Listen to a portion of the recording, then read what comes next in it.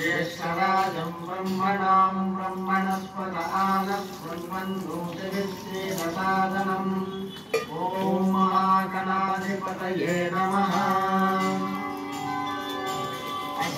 श्रीरुद्राख्याय कृष्णमहामन्त्रस्य अघोर ऋषिः अनुष्ठुप्छन्दः संकर्षणमूर्तिस्वरूपो योऽसामादित्यः परमपुरुषस्य एष रुद्रो देवता।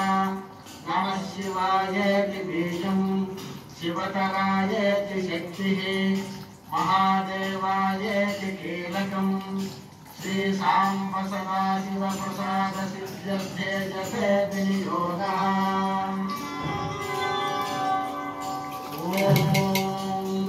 अग्निहोत्रात्मने अंगुष्ठाभ्यां नमः। ॐ नमशपूर्णमासात्मने तर्जनीभ्यां नमः। ॐ चातुर्मास्यात्मने मध्यमाभ्यां नमः। ॐ निरूढपशुबन्धात्मने अनामिकाभ्यां नमः। ॐ ज्योतिष्ठोमात्मने कनिष्ठिकाभ्यां नमः। ॐ सर्वकर्मात्मने करतलकरकुष्ठाभ्यां नमः। ॐ अग्निहोत्रात्मने हृदयाय नमः। ॐ वर्षपूर्णमासात्मने शिरसे स्वाहा। ॐ चातुर्मास्यात्मने शिखायै वषटु। ॐ निरूढपशुबन्धात्मने कवचाय हुम्। ॐ ज्योतिष्ठोमात्मने नेत्रत्रयाय वौषटु। ॐ सर्वकर्मात्मने अस्त्राय भजम्। ॐ भूर्भुवस्सुवो विजयिस्वन्धः ध्यानम्। आपातायनभस्फलान्यभुवनब्रह्माण्डमादिस्फुरतु ज्योतिष्पाटिकलिङ्गमौलिविलसत्पूर्णेन्दुवान्तामृतैः अस्तोकामृतमेकमीशमनिशं रुद्रानुवाकाञ्जपेत्। ध्यायेदीक्षितसिद्धये ध्रुवपदं विप्रो विषुञ्चेच्छिवम्। ब्रह्माण्डं व्याप्तदेहाभजितहिमरुचा भासमाना भुजङ्गैः। कण्ठे कालाः कपर्ता कलितशशिकलाश्चण्डकोदण्डहस्ताः। यक्षारुद्राक्षमालासुललितवपुषस्याम्भवामूर्तिभेदाः। रुद्राश्रीरुद्रसूक्तप्रहिणविभवानः प्रयच्छन्तु सौख्यम्। यञ्च मे मयश्च मे प्रियञ्च मे रुकामश्च मे कामश्च मे सोमनसश्च मे भद्रञ्च मे श्रेयश्च मे भस्यश्च मे यशश्च मे भरश्च मे द्रविणञ्च मे यन्ता च मे धत्ता च मे क्षेमश्च मे धृतिश्च मे विश्वं च मे महश्च मे संविच्च मे ज्ञातं च मे सूश्च मे प्रसूत मे क्षीरं च मे वयश्च महतं च मे मृतं च मे यक्ष्मं च मे नामयश्च मे जीवादुश्च मे दीर्घायुत्वं च मे न वित्तं च मे भयं च मे सुखं च मे शयनं च मे सूषा च मे सुशिरं च मे। ॐ शान्तिः शान्तिः शान्तिः। ॐ नमो भगवते रुद्राय। नमस्ते रुद्रमन्यवभूतोदगिषते नमः। नमस्ते अस्तु धन्वने बाहुभ्यामुदते नमः। यादयुषशिवतमा शिवं बभूव ते धनुः। शिवाशरव्याया तव तया नो रुद्रमृडया। या ते रुद्रशिवा तनूरघोरा पापगामिनी। तया नस्तनुभाषन्तमया गिरिशन्ताभिजाकशीः। यानिषुं गिरिशन्धहस्ते विभर्षस्तवे। शिवां गिरित्रतां कुरु माहिमुं श्रीपुरुषं जगत्। शिवेन वचसा स्वागिरिसाख्यावदानसि यथा नः सर्वमिज्जगदयक्ष्मपुं सुमना असतु अद्य भोजपतिभक्ता प्रथमो वदन्योऽभिषतु अहीविश्च सर्वान् जम्भयन् सर्वाश्च यातु धान्यः असौ यस्ताम्रो अरुणबुधभृस्तु मङ्गलः ये क्षेमागुं रुद्रा अभितो दिक्षुस्थिताः सहस्रशो वैशाखुङ्गेन ईमहे असौ यो वसत्पतिनीलग्रीवो विलोहितः उतैनं गोपा अदृशन्नदृशन्नुदहार्यः उतैनं विश्वाभूतानि च दृष्टो मृळयाजिनः नमो अस्तु नीलग्रीवाय सहस्राक्षाय मेघुषे अथो ये अस्य सत्त्वानोऽहं तेभ्यो करं नमः प्रयुञ्च धन्वनः सर्वयो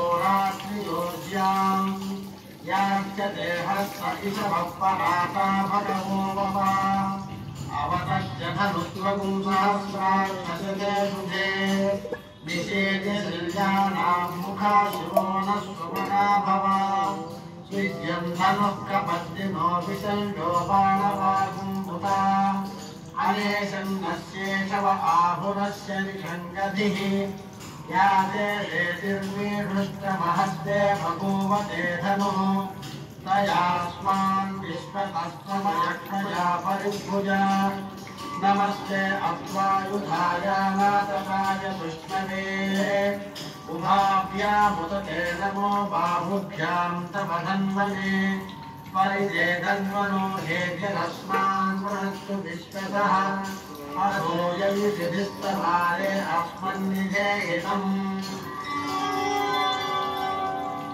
नमस्ते अस्तु भगवन् विश्वेश्वराय महादेवाय त्र्यम्बकाय त्रिपुरान्तकाय त्रिकालाय कालाग्निरुद्राय नीलकण्ठाय मृत्युञ्जयाय सर्वेश्वराय सदाशिवाय श्रीमन्महादेवाय नमः नमो हिरण्यपागवेशे नान्ये दिशाञ्चपतये नमो नमो वृक्षेभ्यो हरिकेशेभ्यो पशूनां पतये नमो नमः तस्मिञ्जराय श्रीमदेवतीनां पतये नमो नमो बभ्रुताय पुण्यादिनेन्द्राणां पतये नमो नमो हरिकेशायोपबीजिने पुष्टानां पतये नमो नमो भवस्य हेत्यै जगतां पतये नमो नमो रुद्राय तथा विदे क्षेत्राणां पतये नमो नमः सूताय हंसाय वनानां पतये नमो नमो रोहिताय पतये वृक्षाणां पतये नमो नमो मन्त्रिणे वाणिजाय कक्षाणां पतये नमो नमो भुवन्तदेवाय वस्कृताय औषधीनां पतये नमो नमः उच्चैर्घोषाय क्रन्दयते पत्नीनां पतये नमो नमः स्वमेताय धावते सर्वनां पतये नमः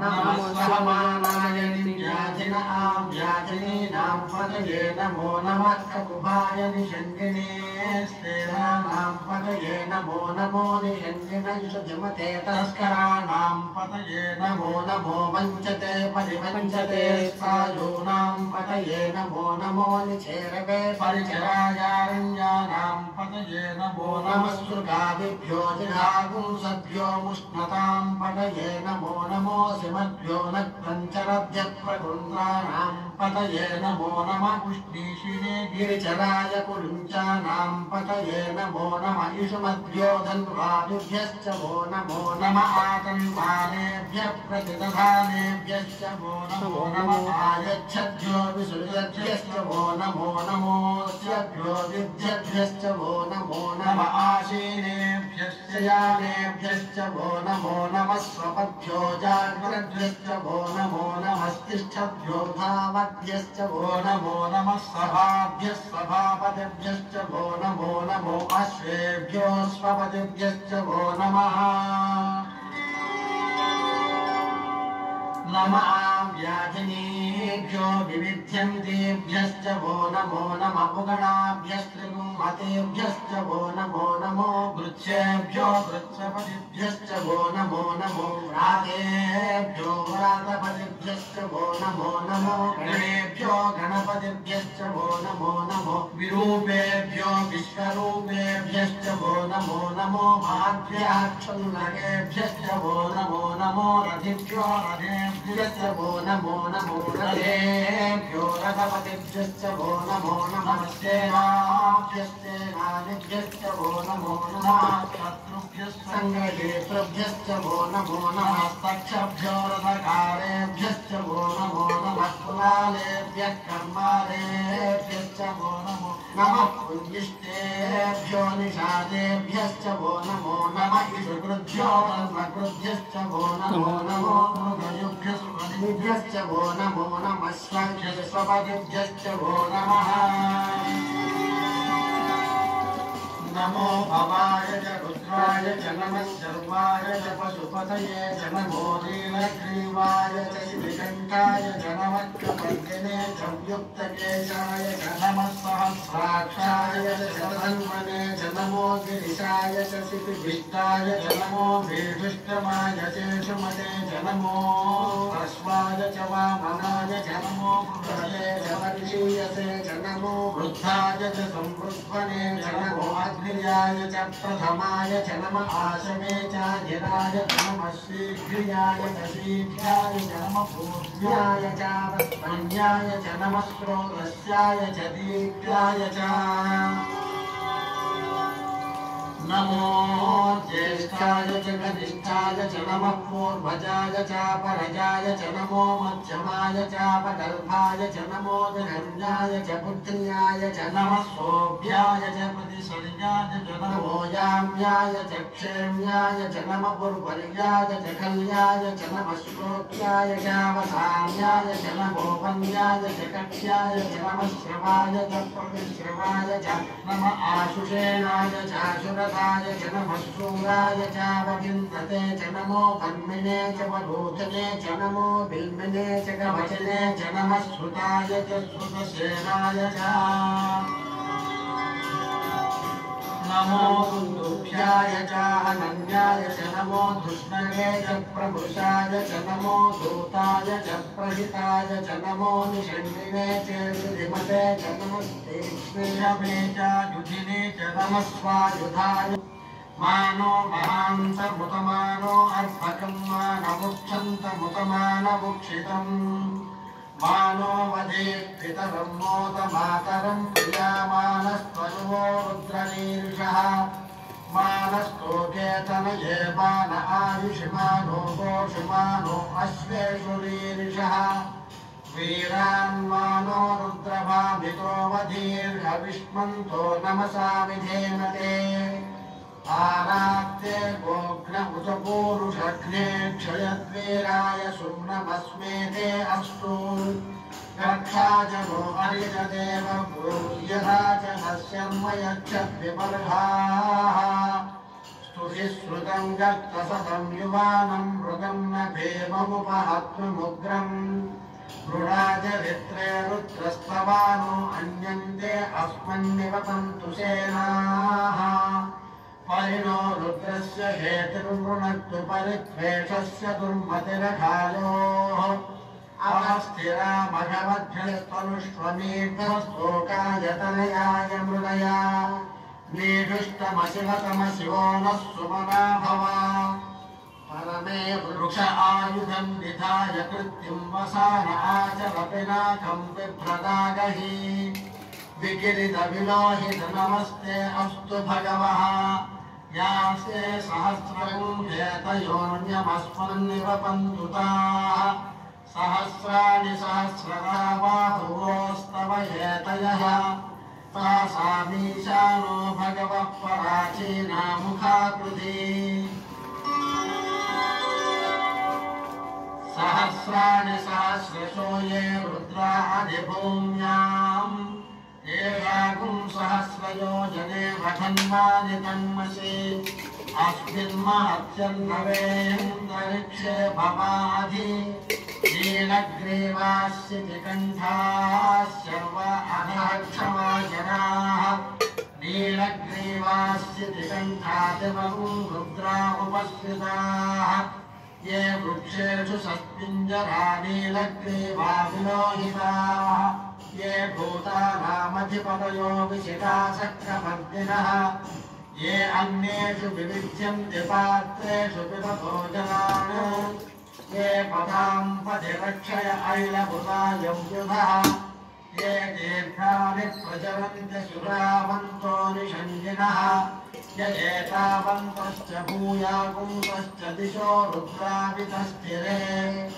तेजागुं सहस्रजो जने वधन्वानि तन्मसि नमो रुद्रेभ्यो ये पृथिव्यां ये अन्तरिक्षे ये दिवि येषामन्नं वातो वर्षमिषभस्तेभ्यो दश प्राचेर्दश दक्षिणा दश प्रतीचेर्दशोदीचेर्दशोर्ध्वास्तेभ्यो नमस्ते नो मृणयन्तु तेयं विष्णो यच्च नो ते हितं भोजं भेदधामि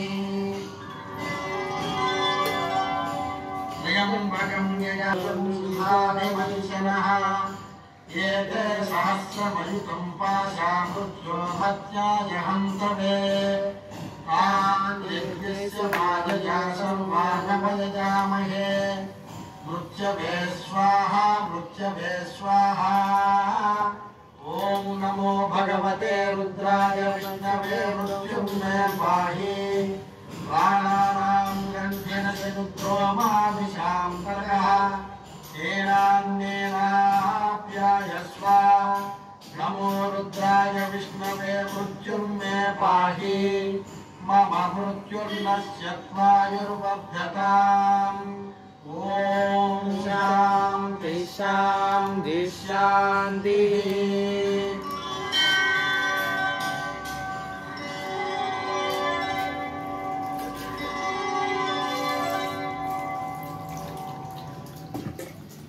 हरिः ओम् अग्ना विष्णु सदोषसेवावर्धन्तु वां गिरः युम्नैर्वाजभिरागतम् वाजश्च मे प्रसवश्च मे प्रयतिश्च मे प्रसिद्धिश्च मे धीतिश्च मे क्रतुश्च मे स्वरश्च मे श्लोकश्च मे श्रावश्च मे श्रुतिश्च मे ज्योतिश्च मे शुभश्च मे प्राणश्च मे पानश्च मे ज्ञानश्च मे सुश्च मे चित्तं च महाचेतं च मे वाक्च मे मनश्च मे चक्षुश्च मे श्रोत्रं च मे दक्षश्च मे बलं च मनोजश्च मे सहश्च महायुश्च मे आत्मा च मे तनुश्च मे शर्म च मे वर्म च मेऽङ्गानि च मे स्थानि च मे परोपुंसि च मे शरीराणि च मे